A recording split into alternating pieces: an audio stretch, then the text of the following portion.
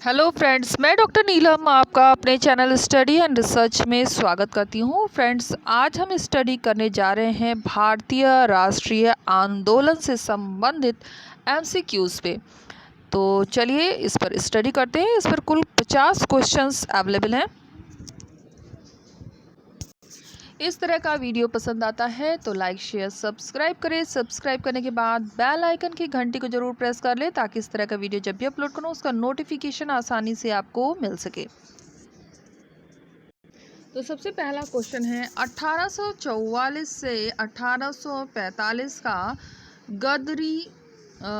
गदकरी विद्रोह किसके विरुद्ध हुआ था? तो यह विद्रोह हुआ था अंग्रेज सरकार और कोल्हापुर के राजा के विरोध में। तो हमारा जो इसमें उत्तर बनेगा वो बन जाएगा बी और सी। तो नेक्स्ट क्वेश्चन देखते हैं। रानी गेडिन लुई के नागा आंदोलन का एकमात्र योगदान था।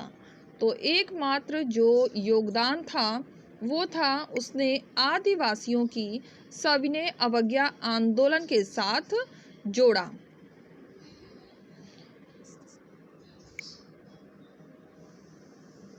ब्रिटिश सेना में सेवारत भारतीय सैनिकों का पहला सैनिक विद्रोह कहाँ हुआ?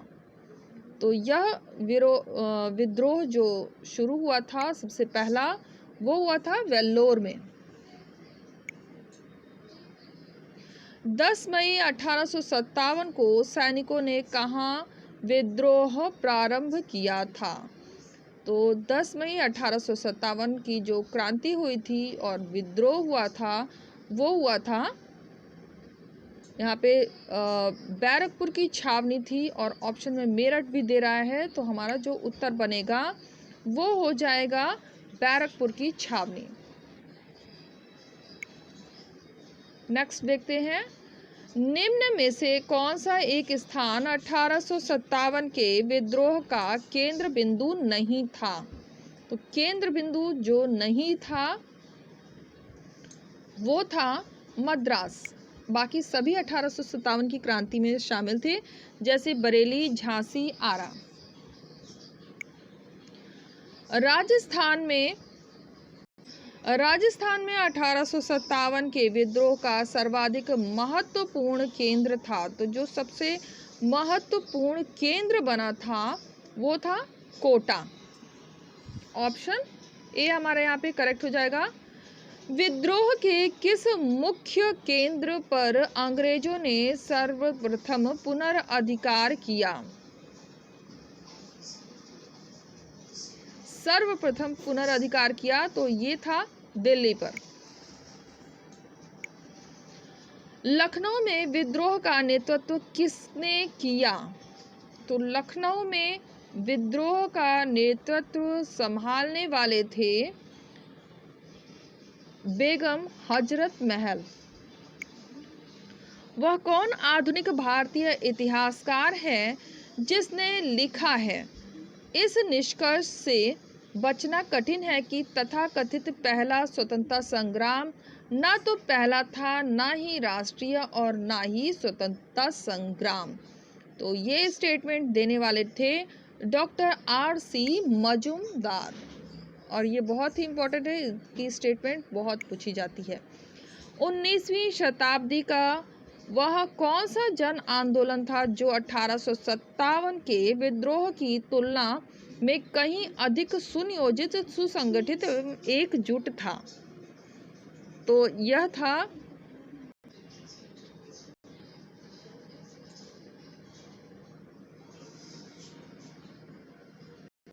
1885 में मुंबई में आयोजित हुए भारतीय राष्ट्रीय कांग्रेस के प्रथम अधिवेशन में भाग लेने वाले प्रतिनिधियों की संख्या कितनी थी? तो उस समय प्रतिनिधियों की जो संख्या थी वो थी 72। भारतीय जन असंतोष का जनक किसे कहा जाता है? तो ये कहा जाता है बाल गंगाधर तिलक को। बंगाल के बाहर शेष भारत में स्वदेशी आंदोलन को फैलाने में किसकी मुख्य भूमिका रही थी? तो जो मुख्य भूमिका निभाई थी बंगाल के बाहर वो थे बाल गंगाधर तिलक। क्रांतिकारी गतिविधियों के प्रथम चरण में कौन सी क्रांतिकारी समिति सर्वाधिक महत्वपूर्ण थी? तो सर्वाधिक जो महत्वपूर्ण बनी थी वो थी अनुशीलन समिति। अभिनव भारत नामक गुप्त क्रांतिकारी समिति का गठन किसने किया था? तो ये गठन किया था वी.डी. सावरकर ने। 1908 में इलाहाबाद के कांग्रेस अधिवेशन की अध्यक्षता करने वाला प्रथम अंग्रेज व्यक्ति था। तो प्रथम अंग्रेज व्यक्ति जो था वो था जॉर्ज यूल। भारतीय राष्ट्रीय कांग्रेस का प्रथम मुस्लिम अध्यक्ष कौन था? तो प्रथम मुस्लिम अध्यक्ष जो बना था वो था बदरुद्दीन तैयबजी। निम्न में से कौन सा मुस्लिम नेता अखिल भारतीय मुस्लिम लीग का संस्थापक जनक नहीं था? तो जो जनक संस्थापक नहीं था वो था मोहम्मद अली जिन्ना। यहाँ पर सूची दी गई है और इन्हें आपस में हमें सम्मिलित करना है। तो चलिए देख लेते हैं। सबसे पहले है जॉर्ज यूल। जॉर्ज यूल को हम करेंगे नंबर 1 से इलाहाबाद। फिर आर.सी. दत्त। आर.सी. दत्त हो जाएंगे लखनऊ। एनी बेसेंट कलकत्ता और सरोजनी नायडू कानपुर। फिर से देख लेते हैं। जॉर्ज यूल इलाहाबाद 1888 में अध्यक्षता की।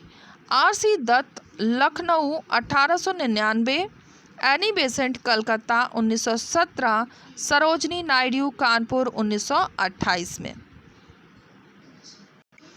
यहाँ पे कथन पी दिया गया है और इसमें इसको पढ़ लेते हैं। क्रिप्स प्रस्ताव में भारत को अधिराज्य डोमिनेशन स्टेट्स का दर्जा देने का वायदा किया था। तो ये यहाँ पे हमारा करेक्ट हो जाएगा।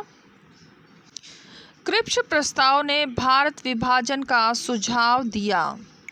तो ये गलत हो जाएगा, ये सही नहीं है। तो हमारा आंसर जो बनेगा वो बन जाएगा पी सही है लेकिन आर गलत है। निम्न में से असत्य कथन क्या है? तो जो इनकरेक्ट है उसी की पहचान हमें करनी है। भारत छोड़ो आंदोलन जवाहरलाल नेहरू के नेतृत्व में चलाया गया था।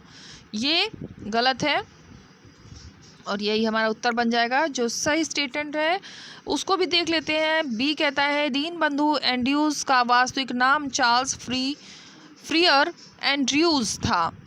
फिर सी कहता है हिंदू समाचार पत्र के संपादक कस्तूरी रंगा अयंगर थे।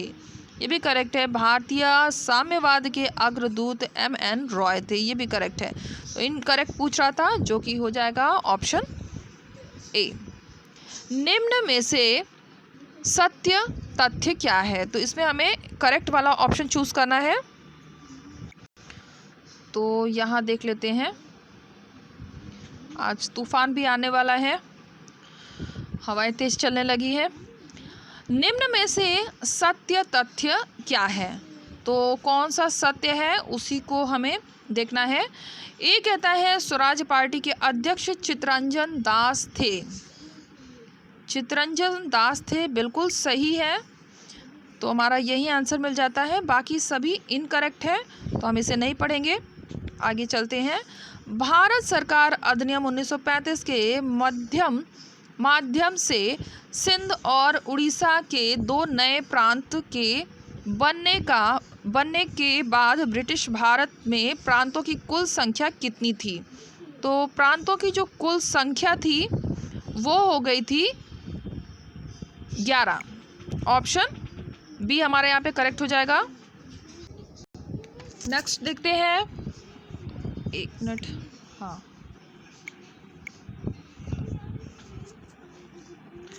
1934 में पटना में कांग्रेस सोशलिस्ट के अखिल भारतीय सम्मेलन का आयोजन किसने किया था?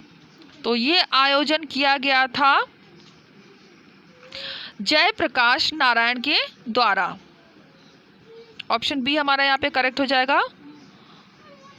जैसा कि आपको पता होगा कि आज एक तूफान आने वाला है जिसका नाम है निसर्ग, तो उसको भी ध्यान रखिए। अगर किसी एग्ज़ाम को देने जा रहे होंगे अभी कुछ टाइम बाद, जब लॉकडाउन हट जाएगा, धीरे धीरे एग्ज़ाम शुरू होंगे, तो इस पर भी क्वेश्चंस बनते ही है कि कौन सा तूफान आया था और कहाँ आया था। तो आज जो तूफान आने वाला है वो निसर्ग है। इसके पहले पश्चिम बंगाल में भी आया था अम्फा के नाम से। तो चलिए इस पे चलते हैं। क्वेश्चन नंबर 34, निम्न में से कौन सा समाचार पत्र पत्रिका उसके संपादक के नाम से सुमेलित नहीं है? तो जो सुमेलित नहीं है, केवल हमें उसी की पहचान करनी है। तो इसमें हमारा ऑप्शन डी करेक्ट हो जाएगा। ऑप्शन डी संध्या ये हो जाएगा। वरींद्र घोष ये गलत दिया हुआ है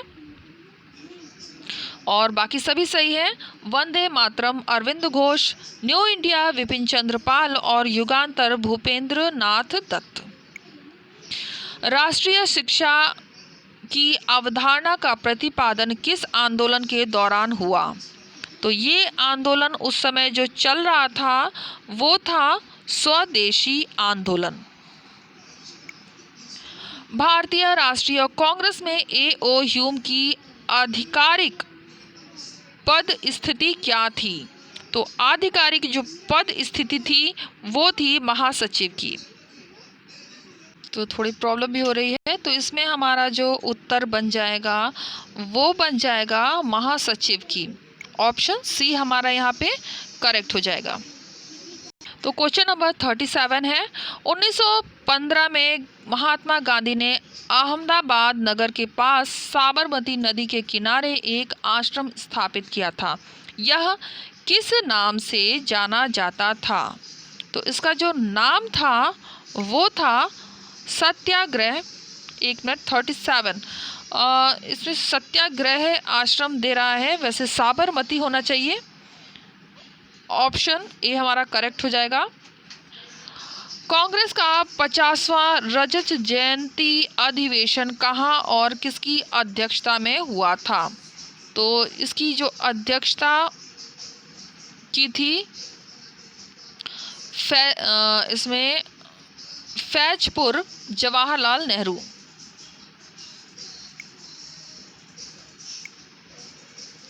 निम्नलिखित में से किस पार्टी ने भारत छोड़ो आंदोलन का समर्थन नहीं किया? तो वो पार्टी कौन सी थी जिसने समर्थन नहीं दिया था? तो इनमें से सभी की सभी पार्टियों ने समर्थन नहीं किया था भारत छोड़ो आंदोलन में, जैसे कि हिंदू महासभा, भारतीय कम्युनिस्ट पार्टी और पंजाब की यूनियनिस्ट पार्टी। भारत छोड़ो आंदोलन को भारत के दीर्घकाल हितों के लिए विभ्रांत और हानिकारक मानने वाले वरिष्ठ कांग्रेस नेता कौन थे? तो ये थे सी राजगोपालाचारी। ऑप्शन बी हमारा यहाँ पे करेक्ट हो जाएगा। जेम्स ऑगस्टन हिकी निम्न में किसके संपादक थे? तो ये संपादक बने थे बंगाल गजट के। 3 जून योजना स्वीकार कर लेने के उपरांत सत्ता हस्तांतरण और भारत विभाजन शीघ्र ही कितने दिनों में पूरा हो गया? तो इसकी ये कंप्लीट हुआ था कुल 72 दिनों में, 72 डेज। व्यक्तिगत सत्याग्रह का शुभारंभ कब हुआ? तो व्यक्तिगत सत्याग्रह का जो आरंभ हुआ है वो हुआ है 17 अक्टूबर 1940 में। विनोबा भावे किस आंदोलन के पहले प्रथम सत्याग्रही थे? तो व्यक्तिगत सत्याग्रह आंदोलन के। उत्तर पश्चिम भारत का संगठित मुस्लिम राज्य के रूप में निर्माण ही मुझे मुसलमानों की अंतिम नियत प्रतीत होती है। यह वक्तव्य निम्न में से किसका है? तो ये वक्तव्य दिया गया है रहमत अली के द्वारा। महात्मा गांधी ने कब नमक सत्याग्रह प्रारंभ किया? तो ये सत्याग्रह प्रारंभ किया था, एक मिनट, इसमें थोड़ी मिस्टेक दिख रही है। इसमें जो है रहमत अली ने, सर मोहम्मद इकबाल हो जाएंगे। महात्मा गांधी ने कब नमक सत्याग्रह प्रारंभ किया? तो नमक सत्याग्रह का जो प्रारंभ हुआ है वो हुआ है 12 मार्च 1930 में। अखिल भारतीय मुस्लिम लीग नामक राजनीतिक संगठन कब और कहाँ गठित हुआ? तो इसका गठन हुआ था 30 दिसंबर 1206 ढाका में। मुस्लिम लीग ने अपने किस अधिवेशन में मुसलमानों के लिए पृथक निर्वाचन मंडल की मांग की थी? तो ये मांग हुई थी 1908 अमृतसर के अधिवेशन में। भारतीय राष्ट्रीय कांग्रेस का अग्रदूत थी, तो कौन बना था अग्रदूत? तो इंडियन नेशनल कॉन्फ्रेंस।